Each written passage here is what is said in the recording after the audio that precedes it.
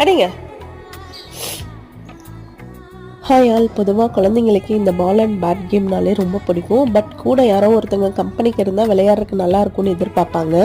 நாயா குட்டிக்கும் அப்படிதான் இந்த பால் அண்ட் பேட் கேம்னா ரொம்ப பிடிக்கும். அதே மாதிரி கூட யாராச்சும் விளையாட வரணும்னு எதிர்பார்ப்பா. அவள் ஏஜ் குரூப்புக்கே எங்களுக்கு பக்கத்தில் விளையாடுறதுக்கு வந்து குட்டீஸ் இல்லை.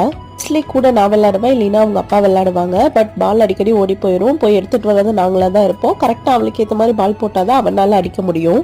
அப்பதான் சரி ஓகே இந்த ஹேங்கிங் டென்னிஸ் பால் மாதிரி இருக்கும்ல, அதை வாங்கி கொடுத்து பார்க்கலாம் அப்படின்னு சொல்லிட்டு வாங்கி ஹேங் பண்ணி விட்டோம்.